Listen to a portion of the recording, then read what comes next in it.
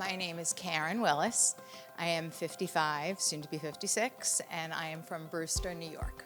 I'm currently in my maintenance treatment of ovarian cancer. I was diagnosed 6 months after my mom passed away, who it ultimately started as ovarian cancer. But so it was a little bit of a shock that I had cancer, ovarian cancer as well. But I come here from being not only a caregiver in many ways, but also then being a patient.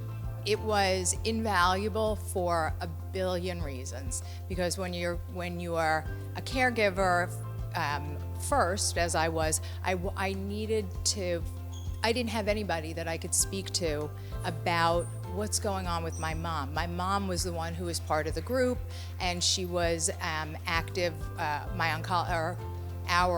oncologist, my oncologist, the ones that brought us into the group.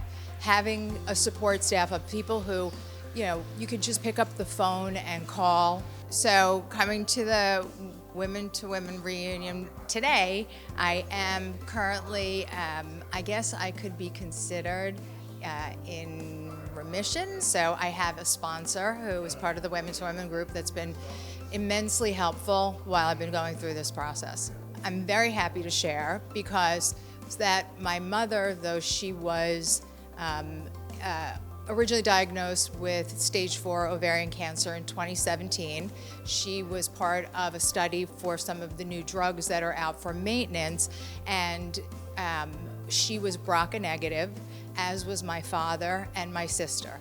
And as my mom was getting more ill towards the end of her life, I started developing some, just weird body things, and I had a hematologist who said, let's just get you genetic tested. And it turns out that I'm BRCA positive, which was odd because they say it's a situation called de novo. So it does happen where one member of a family, but when they found out I was BRCA positive, it was about, I would say, 3 more weeks until I was feeling like I thought I was going to have, like my appendix were going to burst. And I went to my gynecologist, who said she couldn't really tell if it was my appendix or my ovaries. She sent me down to the emergency room at the hospital.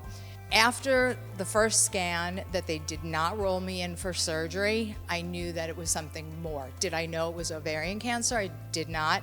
But the worst and the best part was when they said, okay, test in hours later, this is what we need you to do. We need you to find a gynecological oncologist. I already knew one, and it was from Mount Sinai, and it was Dr. Blank, who is the one who put me in touch with the Women to Women group, which thank goodness, because I had residual feelings and assumptions and things about my mom who had just passed, and then now I'm going through it. So it was a very surreal experience, but when you think you know something and you know how to get through it, but if it weren't for support and helping me kind of calm those thoughts down and try to say, okay, I'm not my mother, I'm me, it definitely would not have been as easy, I think, without a support group.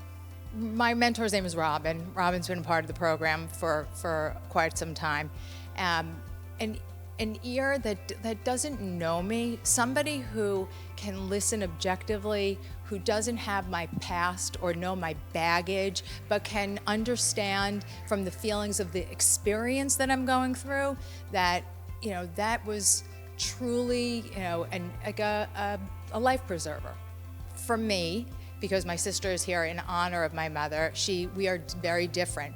My advice has always been educate, learn and learn and learn and learn what you can from personal experiences of others, from books, from podcasts, from anything, and then rely on the people who are my mentor. Ask the questions. Is this right? Did you experience this? Is this something? So, for me to understand, how to process it all and how to even help myself heal, the education part was really crucial. My sister is the opposite. She doesn't want to know anything. She just likes to go through it. So I guess to each his own, but I liked knowing what to expect a little bit. My outlook's so bright, I gotta wear shades. It's good, it's positive. I can't predict, I can get hit by a bus tomorrow. So I feel that honestly, this has been a unique situation of having something that I don't feel it. Maybe I'm still hasn't sunk in, but my future's pretty damn good. Thank you. I want to say thank you to Women for your support, and to Mount Sinai for providing great health care and great support. And I'm here to smile about it.